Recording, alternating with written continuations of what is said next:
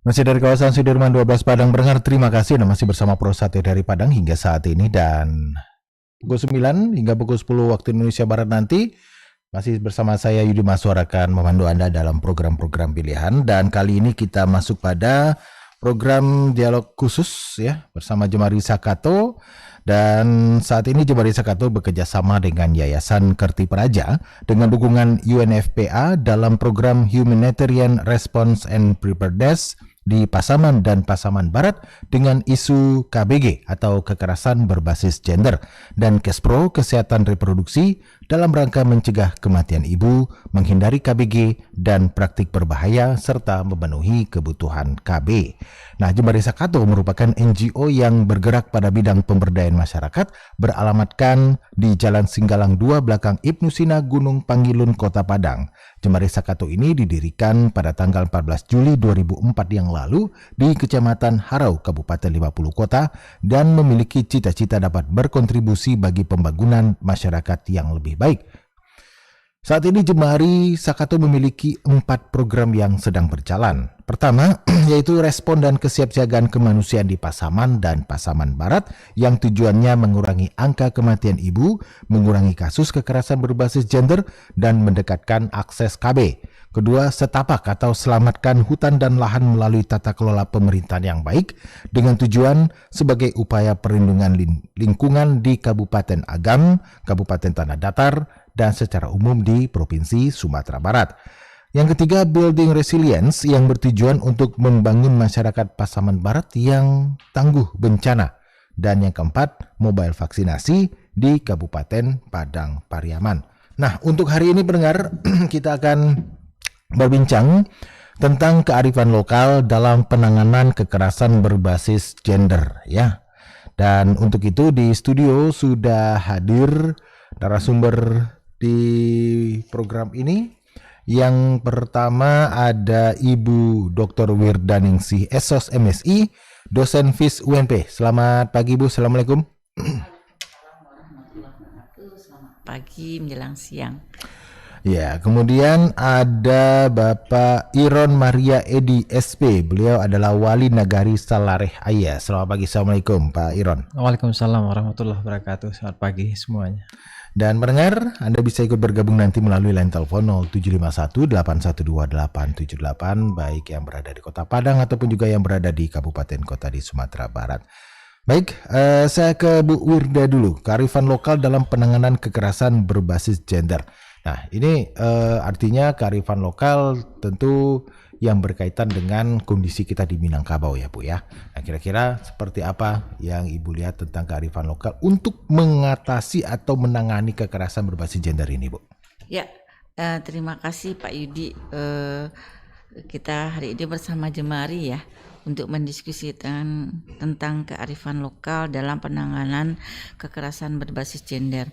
Nah, tentu kita memulai dari dulu apa itu kearifan lokal. Kearifan lokal itu sebuah pengetahuan nilai masyarakat, keterampilan masyarakat, sistem pengolahan hidup yang di dalam masyarakat, mekanisme pengambilan keputusan di dalam masyarakat yang sifatnya bijaksana, arif dan penuh pengertian, sehingganya nilai-nilai ini bisa menjadi sebuah modal sosial di dalam penanganan kekerasan yang ada di dalam masyarakat. Nah, kemudian kearifan lokal ini kan banyak, ada kearifan lokal pendidikan, kearifan lokal politik, kearifan lokal lingkungan, dan ada juga kearifan lokal keluarga.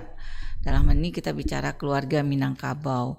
Nah, sebenarnya dalam keluarga Minangkabau itu ada prinsip bahwa dalam sebuah rumah gadang ada sebuah dalam sistem keluarga yang ada dalam rumah tangga dari Minangkabau itu ada sebuah tanggung jawab bersama, bahwa ada prinsip anak di pangku kemanakan dibimbing dan orang kampung dipatenggangkan.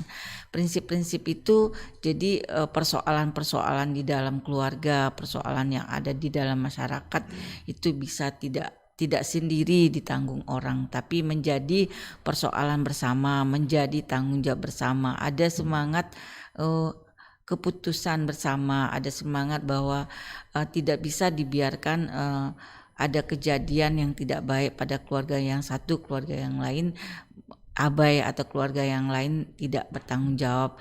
Nah, ini yang menjadi sebuah kekuatan modal sosial yang ada di dalam masyarakat Minangkabau sebenarnya dalam mencegah atau menangani kekerasan yang berbasis gender.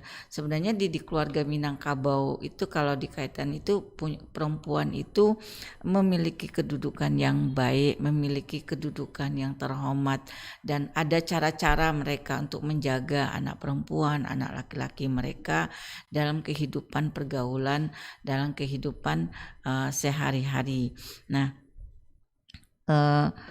jadi seperti itu. Jadi ada nilai-nilai yang sebenarnya di Minangkabau itu yang membuat mencegah kehidupan yang akhirnya menimbulkan kekerasan di rumah tangga.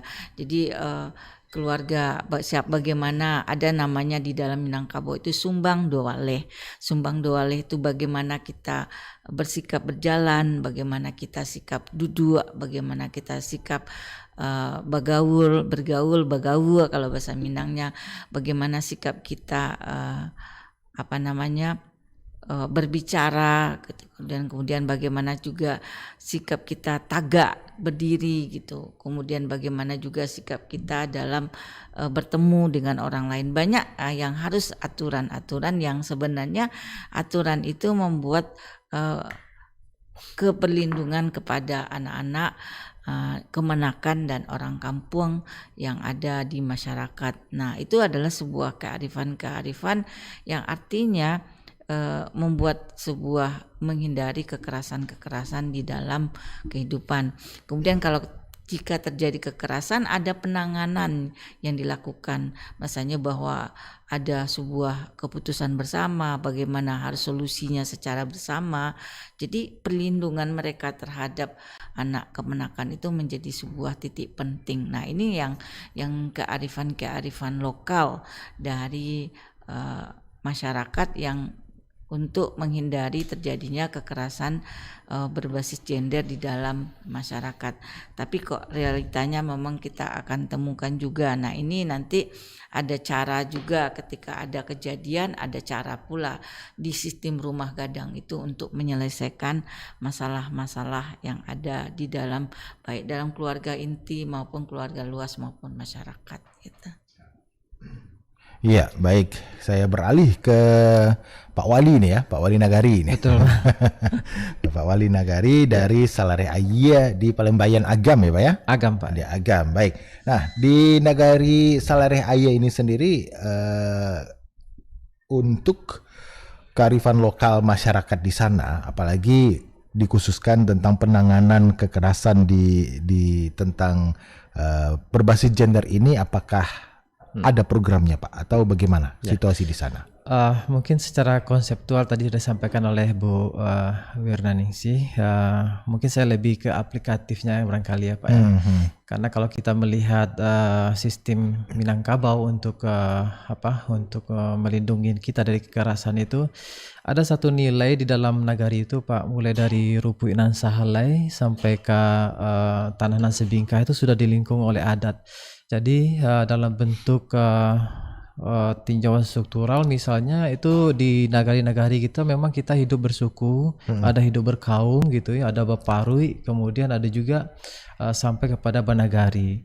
Nah, khusus di Minangkabau barangkali cara-cara ini merupakan pagar bagi anak kemenakan kita, pagar bagi masyarakat kita di nagari untuk terhindar dari kekerasan tersebut. Dan secara organisasi kelembagaan adat mereka itu mereka sangat kuat. Mereka dibuat ada kepemimpinannya di situ, ada mama datuknya, alim ulamanya, cadek pandainya, sehingga mereka juga dipagar melalui sejarah mereka, dipagar dengan undang gitu ya, dengan aturan, kemudian dipagar dengan syarat. Nah, saya setuju dengan apa yang disampaikan oleh Ibu Wir tadi, bahwa perempuan di Minangkabau itu merupakan satu kedudukan yang ditempatkan pada posisi yang terbaik lah. Karena memang kalau kita ingin merefleksikan seorang kepemimpinan ini mama saja gitu, itu sangat hormat kepada ibunya. Kalau di nagari kami namanya ada payuk timbago namanya. Kalau dalam istilah umumnya budo kanduang ya. Kalau di nagari kita namanya payuk timbago. Payuk timbago itu adalah ibu dari nenek mama. Ya, ibu dari pimpinan adat yang laki-laki, sehingga keputusan-keputusan dalam memimpin kaum, memimpin parui, memimpin apapun dalam kesatuan tradisional itu sangat merujuk kepada ibu gitu. Kalau tidak ada ibu, tentu kakak perempuan tertua dari pimpinan-pimpinan adat itu. Jadi kita sangat bersyukur sekali menjadi masyarakat Minangkabau karena memang perempuan ditempatkan pada tempat yang terbaik.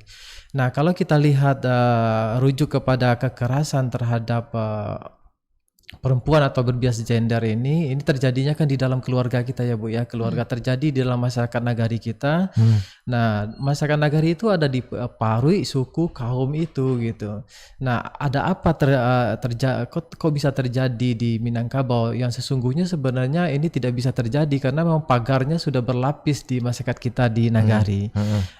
Kalau kami melihat memang yang perlu kita waspadai sekarang karena keorganisasian kita yang sifatnya kolegial gitu ya, bersama-sama kita menciptakan masyarakat yang baik. Ternyata sekarang ada sifat individualis yang masuk ke nagari-nagari kita. Ini yang perlu kita waspadai. Terkadang ini akan mempengaruhi kepada posisi-posisi yang sudah kita sepakati bersama itu, sehingga terjadi kekerasan-kekerasan di dalam keluarga kita. Dan ini perlu kita waspadai ke depan. Jadi dalam bentuk-bentuk praktek barangkali di nagari itu sudah terjadi di masyarakat kita, di nagari-nagari Bapak dan Ibu pemirsa, perlu kita waspadai itu adalah misalnya kekerasan terhadap anak, kekerasan terhadap istri gitu ya. Kemudian terjadinya perceraian-perceraian yang berdampak terhadap terlantarnya anak-anak kita. Nah, tetapi alhamdulillah juga barangkali ya, karena memang di Minangkabau kita punya susunan masyarakat ada Baparui, Basuku, Bekaum itu, walaupun terjadi hal-hal yang sifatnya misalnya kekerasan, tetapi tetap dikontrol bersama-sama oleh sistem adat itu. Ini perlu kita kembangkan lagi, kita remajakan lagi, kita suluhkan lagi kepada generasi muda. Kemudian kita biasakan lagi kehidupan kita berminangkabau di nagari-nagari. Saya kira memang kalau kita mau kembali melindungi masyarakat kita, terutama perempuan di Minangkabau, kita harus kembali melihat sistem adat kita kembali. Itu barangkali Pak sebagai pengantar lah dari saya. Baik, nah Pak Iran, kalau di tempat Pak Iran memimpin sendiri, apakah sudah pernah tercatat atau terdata dari pemerintah nagari ada kejadian kekerasan berbasis gender di sana? Ya, kalau kita melihat tingkatnya sudah ada yang terjadi Pak. Misalnya ada selama saya pernah jadi wali nagari sudah ada kasus-kasus pemerkosaan terhadap anak gitu ya. Kemudian ada pengabaian karena terjadinya perceraian antara orang tuanya, itu kan juga banyak juga yang terjadi. Jadi itu salah satu bentuk kekerasan terhadap perempuan ya, ada ibu dan anak itu. Jadi pada umumnya barangkali ini terjadi di nagari-nagari yang ada di Sumatera Barat barangkali. Dan kalau kita lihat kasus di Nagari Serehaya, cuma penanganannya itu memang kita lakukan pendekatannya melalui sistem adat tersebut. Karena masyarakat kita masih memakai malu dan sopan gitu ya. Kemudian itu yang menjadi menjadi pagar di masyarakat kita. Sehingga itu bisa diminimalisir kegiatan-kegiatan seperti itu. Nah, itu barangkali Pak. Oke, nah seperti apa penanganannya kepada baik itu ke korban ataupun juga ke pelakunya selama ini? Ya, biasanya yang terjadi kita lakukan Pak, karena memang ini kekerasan yang terjadi itu merupakan malu bagi keluarga nagari ataupun suku dan kaum dan paruinya.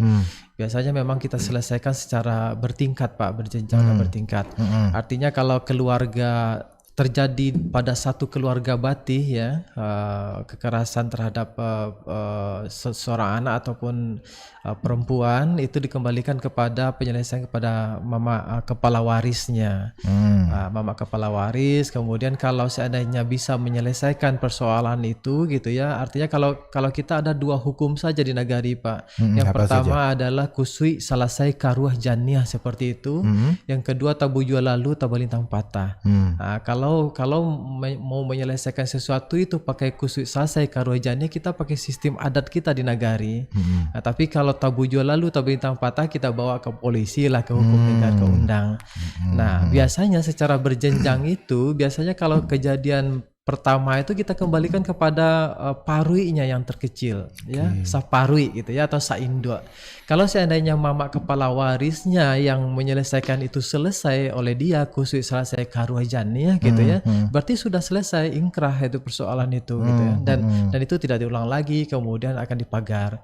Kalaupun tidak selesai oleh mama kepala waris, biasanya itu akan naik ke atas gitu ya, ke nenek mama yang bergelar datuk ya.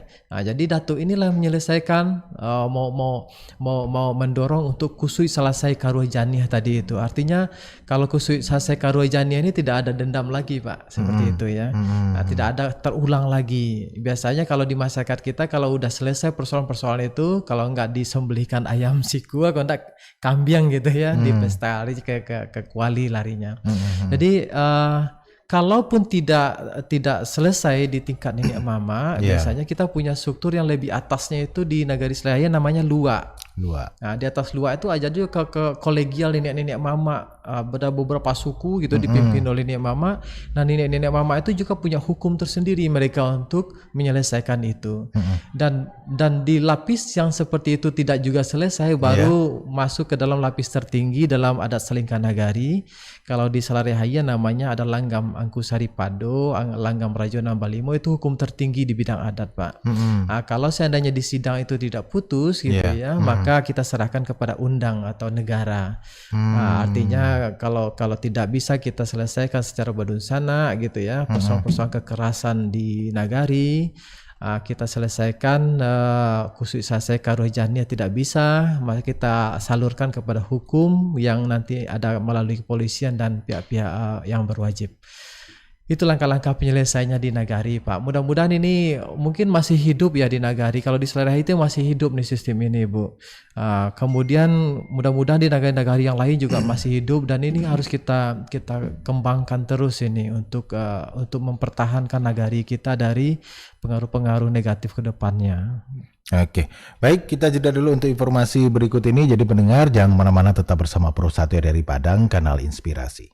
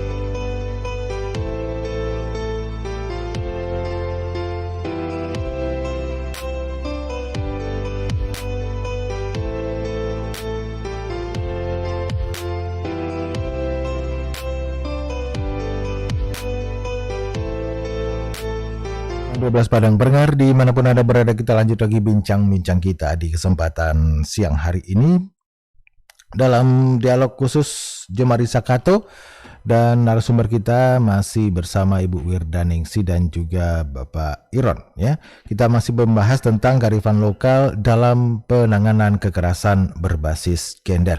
Baik pendengar, saya ke Bu Wirda. Nah Bu Wirda, kenapa sebenarnya terjadi kekerasan berbasis gender di Minangkabau? Padahal yang disampaikan Ibu tadi dan juga Pak Iron bahwa Minangkabau itu memiliki garis keturunan matrilineal, sangat menghormati wanita. Tapi ternyata banyak juga kejadian-kejadian atau laporan-laporan tentang kekerasan berbasis gender ini. Kenapa ini, Bu? Ya, artinya ketika itu kearifan lokal atau nilai-nilai itu tidak menjadi modal sosial atau pondasi dasar dalam kehidupan kita bernagari atau kehidupan di masyarakat gitu. Jadi ada payung-payung hukum, payung-payung perlindungan, payung bagaimana mengayomi anak di pangku kemanakan dibimbing orang kampung dipatenggakan itu tidak menjalankan fungsi dan perannya itu, sehingganya muncullah beberapa kejadian kekerasan. Nah, ketika ada masalah itu juga tidak ditangani lagi sebagaimana nilai-nilai kearifan lokal kita. Misalnya kalau ada anak yang mendapatkan kekerasan, diabaikan saja, tidak diberikan solusi alternatif. Sebenarnya kan ketika ada anak yang terabaikan di Minangkabau itu kan ada tanggung jawab bersama gitu. Kalau ada anak yang tidak terlindungi itu akan dibicarakan, dicari bagaimana solusinya yang terbaik gitu. Kalau dicari akar masalahnya, dicari bagaimana mencari solusinya, kemudian bertanggung jawabnya itu tidak hanya keluarga intinya, tapi juga yang bertanggung jawab itu adalah neneknya, saudara ibunya, mamanya. Jadi tidak itu orang-orang yang tidak lepas tangan terhadap kejadian kekerasan terhadap apakah anak perempuan, apakah perempuan itu sendiri. Nah, mungkin itu jadi semakin ada longgarnya daripada apa yang menjadi tatanan hidup kita, modal sosial kita yang berkearifan itu mulai luntur, tidak dijalankan sebagai apa yang menjadi hakikatnya, sehingganya pagar-pagar nagari itu menjadi longgar ya. Kemudian dalam perilaku kehidupan sehari-hari tidak berpedoman kepada apa yang menjadi nilai luhur kita bersikap. Misalnya sumbang do baleh, misalnya bagaimana kita menghadapi sikap terhadap anak perempuan, bagaimana sikap yang santun kepada di saat kita berjalan dan sebagainya. Jadi sebenarnya kejadian itu ada datangnya dari dua hal gitu, dari pihak yang korban, dari pihak yang melakukan tindakan kekerasan kepada orang tersebut gitu. Jadi semuanya itu Minangkabau sudah mencoba membangun nilai itu dari bagaimana kita sebagai orang berperilaku agar terhindar dari kekerasan, dan ada juga bagaimana orang yang akan melakukan kekerasan itu ada aturannya sehingga tidak melakukan tindakan kekerasan. Kemudian ada pihak yang kontrol sosialnya dari keluarga luas sampai ke tingkat nagari. Nah, persoalannya itu kan lepas gitu dari kita, dari yang orang yang perilaku kita sebagai korban dan orang yang akan melakukan tindakan kekerasan itu lepas dari apa yang menjadi aturan hidup kita yang sudah sistematif dibikin oleh leluhur kita, nilai-nilai yang baik, dan kita tidak mau dan tidak berada dalam koridor-koridor nilai itu, sehingganya timbullah kekerasan itu gitu. Jadi itu salah faktor kalau kita melihat kenapa itu terjadi ketika kita melihat kaitkan dengan kearifan lokal gitu. Ya, berbicara lagi tentang kearifan lokal, selama ini mungkin kita bisa mengikuti kasus-kasus tentang kekerasan berbasis gender ini, dan kebanyakan pelakunya adalah orang terdekat. Entah itu kalau misalnya korbannya anak, itu pelakunya entah itu bapak tirinya, bapak sambungnya, ataupun juga mungkin bapak kandungnya, atau mungkin kalau misalnya korbannya itu adalah sepupunya, itu dilakukan oleh sepupu. Terkadang penanganannya itu tidak selesai, artinya ada sebuah rasa yang ini kalau kita ungkapkan malu, nanti jadi aib nanti malu kita sama orang kampung, malu kita sama orang sanagari. Nah, ini kan juga artinya di satu sisi akan menghambat penanganan terhadap korban dan si pelaku. Tapi di sisi lain itu juga sikap seperti itu tentu akan membuat peluang baru bagi predator-predator baru, karena kasus si A saja itu tidak diproses karena mungkin malu karena itu masih keluarga. Kebanyakan kita di sini seperti itu. Ini masih keluarga, masih kamanakan, masih mama, masih ini, masih anak pisang, masih apa, semuanya dengan alasan seperti itu akhirnya tidak diproses. Nah, ini bagaimana? Apakah memang itu juga termasuk kearifan lokal karena menjaga nama baik kaum, menjaga nama baik keluarga sehingga pelaku tidak dilaporkan, pelaku tidak diproses, dan itu traumanya tentu di korban. Ini gimana?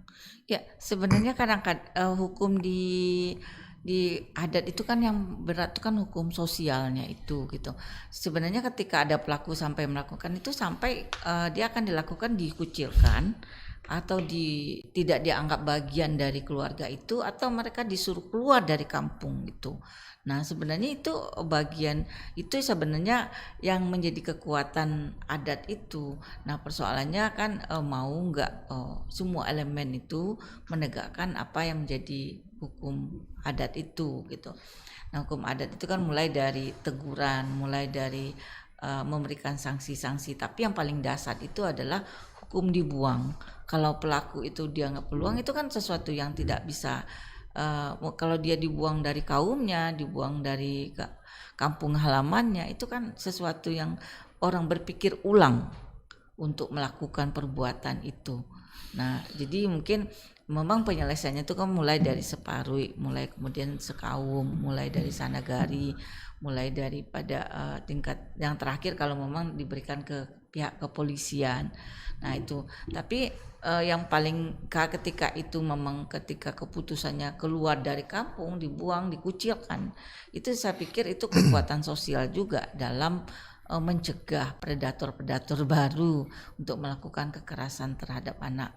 Kemudian sebenarnya ketika memang keluarga luas itu memang memberikan kontrol gitu, memberikan sanksi-sanksi kepada pihak pelaku itu yang paling kuat.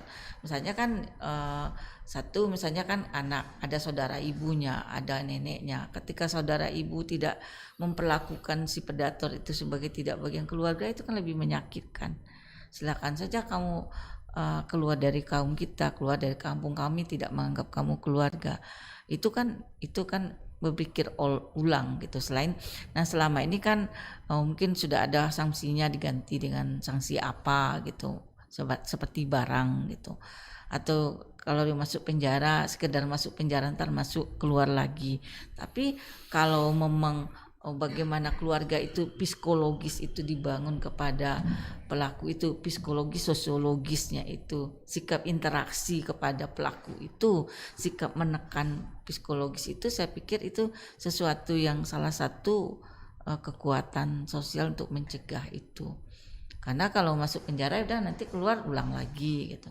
Tapi kalau sudah psikologisnya ditekan, sosiologisnya, hubungan sosialnya itu yang ditekan, kemungkinan itu akan membuat dia berpikir ulang dan tak kembali ke kampung halamannya atau dan sebagainya. Nah, hal-hal semacam itu yang perlu dihidupkan. Ya, artinya karena perasaan aib itu mereka berani melakukan kuat kepada si pelaku tadi.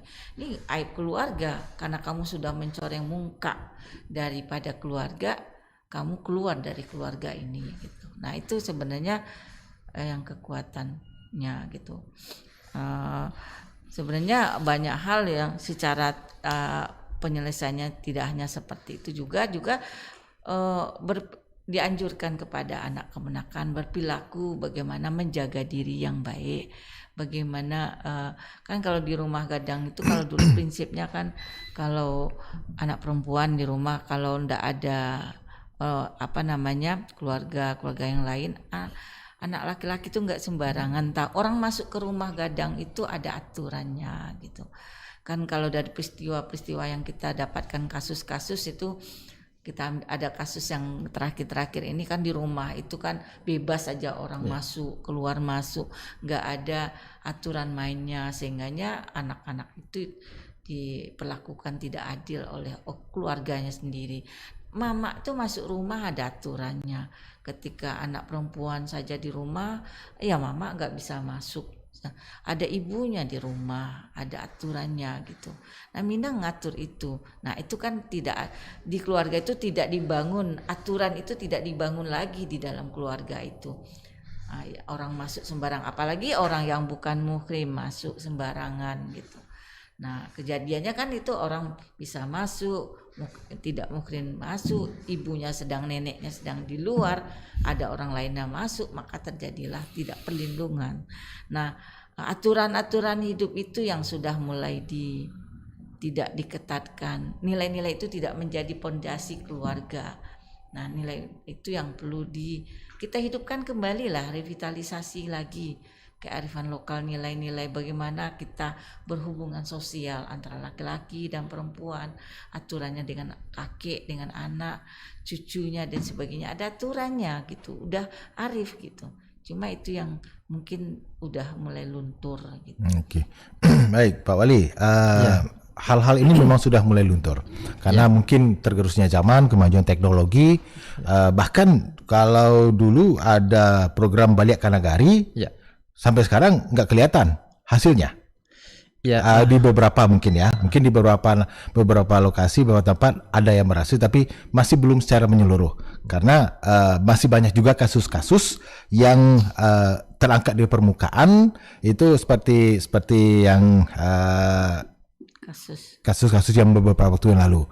Artinya kan masih butuh banyak PR agar aturan-aturan kearifan lokal itu bisa dipahami oleh masyarakat, khususnya di era yang seperti sekarang. Sekarang media disruptionnya itu luar biasa sekali. Media bebas keluar masuk, ya kan, memberikan informasi-informasi entah itu benar atau tidak. Sementara kita juga membutuhkan kearifan lokal agar semua masyarakat bisa terjaga marwahnya. Nah ini Bapak melihatnya seperti apa? Artinya memang butuh waktu yang masih lama lagi untuk keadaan ideal atau gimana nih? Ya, sebenarnya memang kalau kita melihat kondisi di Nagari, Pak, ataupun di pedesaan-pedesaan kita di Sumatera Barat lah, ya terkait dengan Paga Nagari ini, terkait dengan kekerasan terhadap berbasis gender ini, memang kalau kita lari ke kearifan lokal, kita sangat sudah harus bekerja keras barangkali Ibu, Pak ya. Karena kerja keras itu apa? Salah satu contoh saja, Pak. Generasi muda kita sekarang kalau ditanya sukunya saja, ya kita tanya kaumnya apa, itu kadang nggak ngerti gitu. Jadi kalau kita lihat secara normalnya, barangkali memang kita harus menuliskan kembali, kemudian mengingatkan kembali, kemudian memberikan pembelajaran kembali kepada cucu kemanakan kita, baik itu di nagari, di masyarakat ataupun di kaum kembali. Karena kalau itu tidak ada, tidak kenal mereka, sehingga mereka akan bebas gitu. Saya sangat antusias sekali pertanyaan yang Bapak tanyakan tadi gitu ya. Kadang-kadang malu gitu ya, malah mengungkung tuh Pak, sehingga informasinya nggak keluar kan, gara-gara malu, gara-gara sopan. Ini takut kita malu, kaum kita malu, nagari kita malu, ternyata kekerasan ini terjadi juga, nggak terapung gitu. Nah ini kan perlu pencerdasan kepada seluruh komponen masyarakat kita, baik itu di keluarga batihnya, keluarga kaumnya, kemudian nagari, seluruh unsur juga harus menyadari kembali bahwa kalau konteks malu itu ya memang harus hati-hati juga kita memakainya gitu. Gara-gara malu, kekerasan tetap berlanjut, tidak produktif akhirnya untuk penyelamatan generasi kita.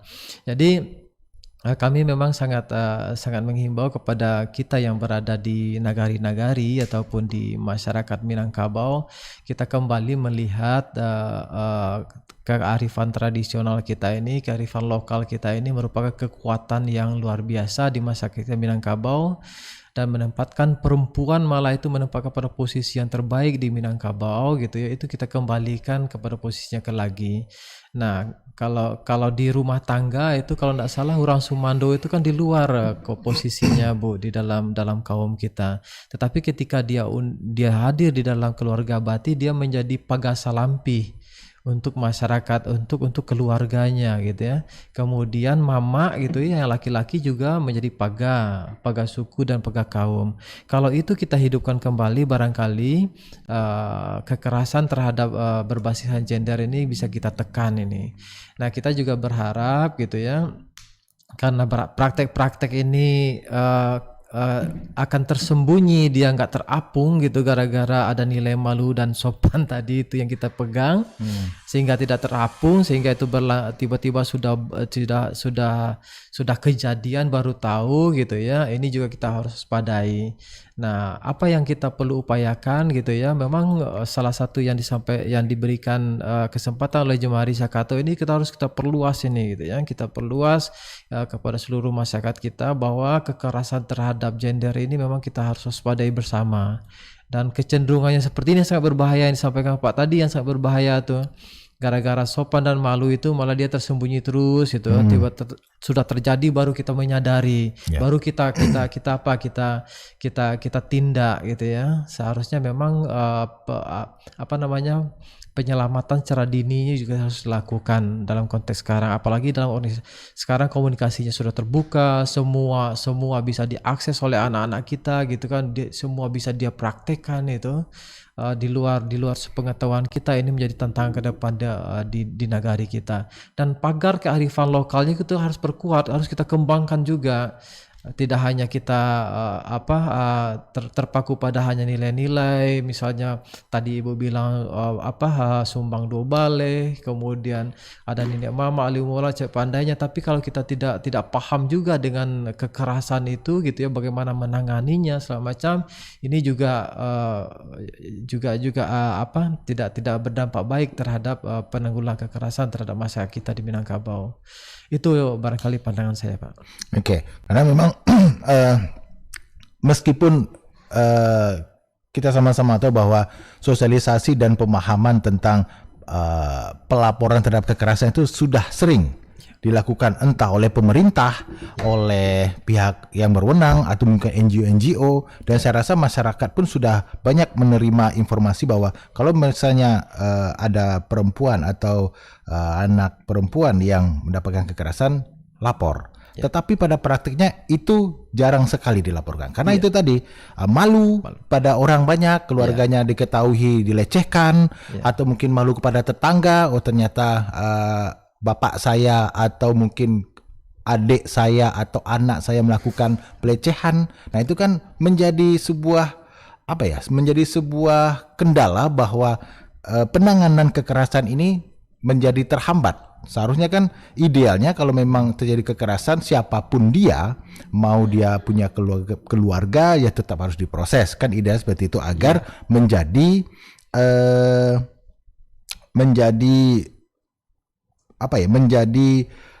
terlihat sama orang, wah ini diproses ini. Kalau tidak diproses, orang lain pun bisa melihat, wah ini aja nggak diproses, gimana saya akan dihukum, saya bisa bebas nih melakukannya. Kan itu jadinya pandangan orang. Nah, ini artinya apa yang perlu dilakukan nih agar semua masyarakat, semua elemen masyarakat tidak lagi kalau misalnya menemukan kasus seperti itu, jangan lagi memandang ini keluarga saya. Malu kita sama orang, malu kita sama tetangga, malu kita sama sanak saudara, malu kita sama family, tetapi si korban sendiri itu sudah remuk dan pelaku tidak diproses. Gimana, Pak? Ya, memang kita harus kembali, kalau sekarang kita kan sudah masuk ke dalam tatanan bernegara sebenarnya ya, karena memang kalau kearifan lokal itu hanya mungkin larinya kepada deteksi dini lah ya, untuk memperkuat ketahanan keluarga. Ya, mungkin larinya ke situ. Tetapi kalau seandainya memang penerapan hukum, barangkali negara juga harus hadir, Pak, di lingkungan, di pedesaan kita gitu ya, di keluarga kita. dengan melakukan tindakan hukum terhadap pelaku-pelaku itu. Nah, memang kesulitan kita memang kadang-kadang yang kekerasan itu tidak terapungkan gara-gara yang Bapak sebutkan tadi. Nah, ini perlu pencerdasan juga kepada seluruh unsur barangkali yang terlibat di dalam kearifan lokal kita di masyarakat. Kita punya nenek mama, kita punya alim ulama, kita punya Bundo Kanduang, Paripaga dan sebagainya, harus kita cerdaskan kembali ini. Harus kita kembali untuk memperkuat itu gitu ya, baik itu secara pengetahuannya, kemudian prakteknya untuk praktek-prakteknya yang terbaik untuk melindungi keluarga kita di nagari gitu, itu perlu kita suluhkan kembali. Kemudian di tingkat pemerintahan nagari juga harus lahir juga dalam bentuk peraturan-peraturan gitu ya. Kemudian di tingkat nenek mama juga ada nilai-nilai memang yang hanya sekedar disebutkan saja, tetapi seharusnya sekarang sudah mulai kita kembangkan. Misalnya seperti tadi, mulai dari Rumpuinan Sahalai, Tanah nan Sabingka sudah dilingkung oleh adat, itu juga harus kita kembangkan Pak, bagaimana itu dilarikan kepada perlindungan terhadap kaum perempuan, baik itu ibu-ibu dan anak perempuan kita di Minangkabau. Oke, baik, pukul 9:52 waktu Indonesia Barat. Pendengar, saya informasikan juga nanti pada pukul 10 kita akan merilai Pro 3 RRI guna mengikuti program Beranda Nusantara tentang Pancasila, sejarah dan tantangannya. Baik, Bu Wirda dan Pak Wali, mungkin karena waktu kita terbatas, saya ingin Bu Wirda dan juga Pak Wali memberikan closing statement-nya di kesempatan pagi hari ini. Bu Wirda, silakan. Ya, sebenarnya ketika ada kasus yang terkait dengan kekerasan itu sinergilah hukum positif dengan hukum kearifan lokal. Kalau hukum positif melalui tindakan bagaimana eksekusi terhadap keadilan itu, kemudian hukum sosial bagaimana memberikan sanksi sosial kepada pelaku dari kekerasan itu. Kemudian terkait dari deteksi mengurangi dengan kekerasan itu perlu sebuah pendidikan kearifan lokal kepada generasi kita ke depan, mulai di perguruan tinggi misalnya memberikan integrasi dalam proses pembelajaran kepada anak kita, bagaimana kita bersikap dan berperilaku sesuai dengan nilai-nilai kearifan lokal kita. Dan terakhir ini juga di mata pelajaran juga sudah ada di sekolah, namanya pendidikan karakter muatan lokal Minangkabau, itu juga sudah mulai diterapkan. Itu sebagai salah satu langkah deteksi kita dalam mengurangi kekerasan kepada berbasis gender, artinya ada penguatan nilai kepada penjagaan dini dan bagaimana sikap dari keluarga luas dan nagari sebagainya dalam menangani masalah kekerasan berbasis gender. Itu aja. Baik, Pak Wali, silakan. Iya, mungkin sekedar himbauan saja barangkali kepada seluruh unsur yang tergabung ke dalam kearifan lokal di tingkat nagari, baik itu mama-mama kita, nenek mama, alim ulama, cerdik pandai, Bundo Kanduang yang ada di nagari. Kami menghimbau, marilah mama-mama, karena memang tanah Minangkabau ini adalah milik kita gitu. Kita yang punya. Kalau terjadi kekerasan-kekerasan di tanah yang kita diamanahkan sebagai pewarisnya gitu ya, mungkin kita akan diminta pertanggungjawaban secara dunia dan akhirat. Apalagi yang memegang amanah di pasukuan atau di kaum atau di nagari gitu.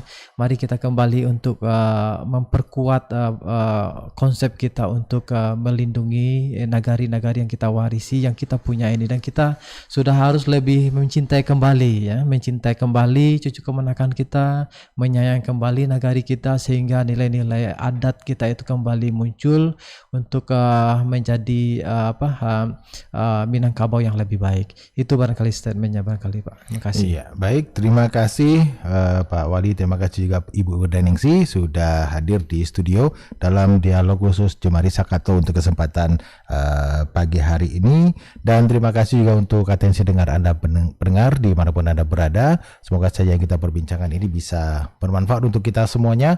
Dan akhirnya saya pemandu Anda Yudi Maswar beserta narasumber yang hadir di studio mohon undur diri dari ruang dengar Anda. Terima kasih atas perhatian Anda, banyak maaf. Assalamualaikum warahmatullahi wabarakatuh. Waalaikumsalam warahmatullahi wabarakatuh.